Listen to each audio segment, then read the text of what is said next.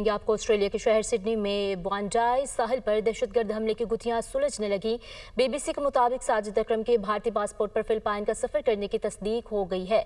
वालिद ने भारतीय और बेटे ने ऑस्ट्रेलियावी पासपोर्ट पर सफर किया। दोनों हमला आवर 1 नवंबर 2025 को फिलिपाइन पहुंचे और 28 नवंबर को वापस रवाना हुए।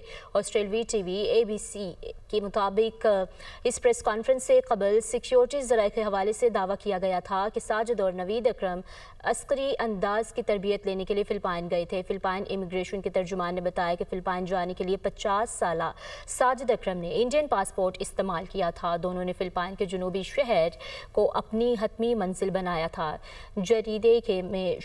जजीरे में शिद्दत पसंदों की मौजूदगी की इतलात रही हैं। ऑस्ट्रेलिया के शहर सिडनी में बॉन्डाई साहिल पर दहशतगर्द हमले की गुत्थियां सुलझने लगी हैं और इसी पर जान लेते हैं। हमारे साथ गुफ्तगू करने के लिए डॉक्टर कमर चीमा तज्ज़ियाकार मौजूद हैं। बहुत शुक्रिया आपके वक्त का, आपने दुनिया न्यूज़ को अपना वक्त दिया। क्या कहेंगे, किस तरह से एनालाइज करते हैं आप इसको? बहुत शुक्रिया। देखिए, पहली बात तो यह है कि भारतीय मीडिया को मुसलमानों से माफ़ी मांगनी चाहिए और पाकिस्तान से माफ़ी मांगनी चाहिए। जिस तरह उन्होंने पाकिस्तान को ब्लेम करने की कोशिश की और इंटरनेशनल ऑडियंस और जो वेस्टर्न मीडिया हाउसेज हैं और ख़ास तौर पे जो ऑस्ट्रेलियंस हैं जो उस वक्त मुश्किल पोजीशन में थे, मुश्किल सिचुएशन में थे, उनके जज्बात से इंडियन मीडिया खेलता रहा।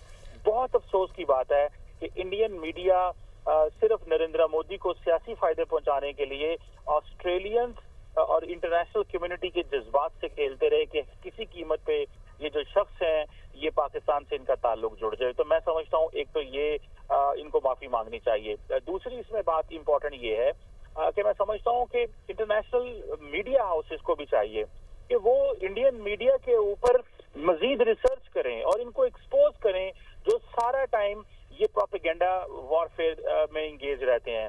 आप इमेजिन करें कि इंडिया तो ऑलरेडी ऑस्ट्रेलिया, कनाडा, अमेरिका, बरतानिया के अंदर सिखों के कत्ल में इन्वॉल्व है।